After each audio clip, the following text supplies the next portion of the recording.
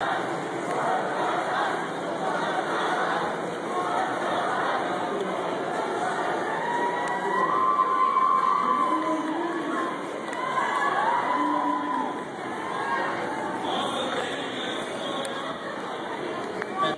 subservient class. I'm not saying you need to do this. We're not going to burn any buildings. We're not going to attack anybody. We just want to get our message across. Am I correct? What we want is to be heard. What we want is to be involved. There will always be resistance to change, especially when change means giving up power from one entity to another. But it is for that very reason we should come together, united, to obtain these rights to control our own education and academic climate. We also believe that students, as the consumer, as the main stakeholder, investor if you will, deserves to be put first. After all, we are paying over 2/3 of our education. Much like a democracy, you have three branches to education. You have the administration, you have the faculty, and you have the students. When one part of this fails or suffers to uphold their part of the bargain, the other two parts of the government fail. It doesn't matter who drops the ball or who makes the decision that impacts the other two. It matters whether or not the other two were included in that decision-making process. Everyone that has a stake in any institution should be given the time, the place, and the space to have their concerns and ideas brought to the table. In 1963, April of 1963, from his jail cell in Birmingham, Alabama, Dr. King wrote that an injustice anywhere is a threat to justice everywhere. Mount Hood Community College students, I am telling you, you cannot give up. You cannot drop the ball. You are the main stakeholders. It is up to you. It's not up to the people up in the high north. It's not up to the administration. It's up to you to keep on there for the... It's up to you to keep on their asses. You cannot let this ball drop. All right?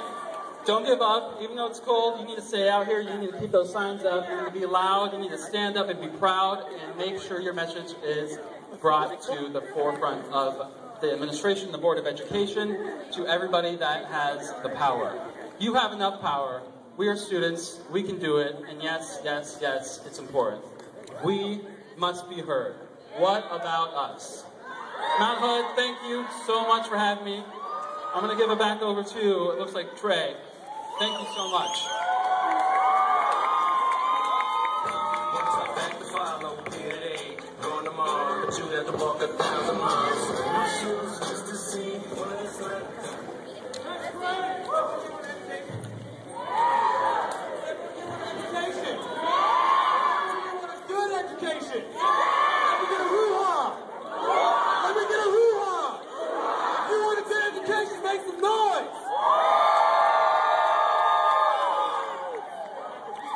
The boardroom is all the way over there. There's teachers throughout the entire school. If you want to be heard, you got to be loud and you got to be proud. So if you want a good education, make some noise!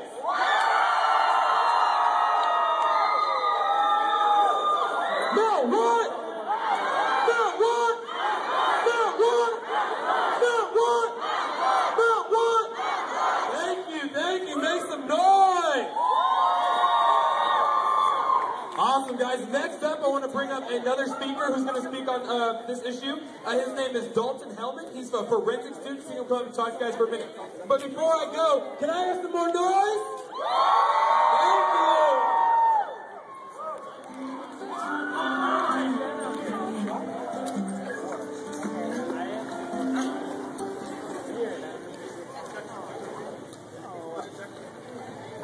Check 1, 2, 3. Check. Mount Hood Community College, I see a group of individuals coming together as a community for one cause. I see us coming together, and that is what a community does.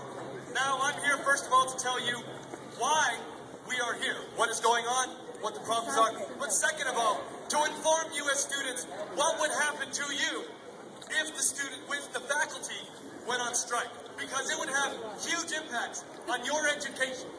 And don't you all want a good education for the future? Yeah. So first of all, we are here because both sides are not talking. We see that the board has refused the faculty's request to meet for a third mediation session. And during this time, both sides are no longer talking. Now, one side has to declare an impasse, and which then will set off a 30-day cooling period. The faculty has to give a 10-day notice to the college before they will strike. We do not want them to strike. If the faculty goes on strike, your education will suffer.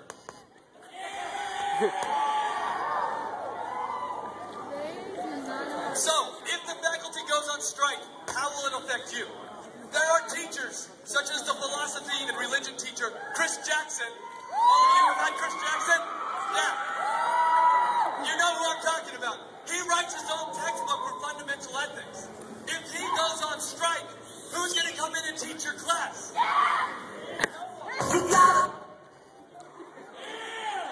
So you have faculty who will go on strike. You will have some other teacher coming in to teach your class, to teach you about a book that your professor who should be teaching you is on strike. Your education will suffer because you have someone coming in to teach you who hasn't taught the class or who doesn't understand the textbooks and the materials. It's not the person who is supposed to be teaching it. And that is where it hurts you.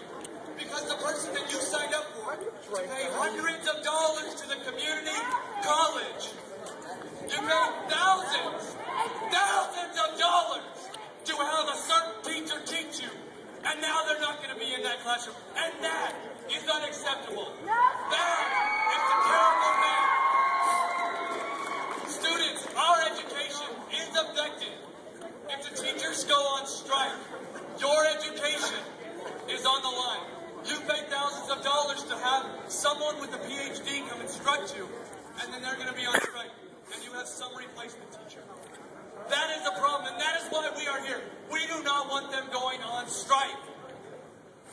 And that is why, as students, we are here together as a community to urge them not to go on strike. And just before I came on, I heard you guys making some noise, but I couldn't really hear it from the other side of the school. So let me hear you make some noise.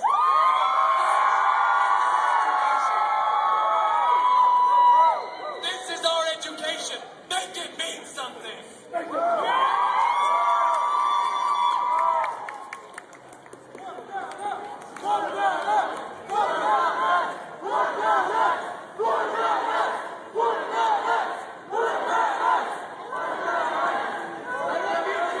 Hello? Sometimes I think I'm louder than with a microphone, but that's just me.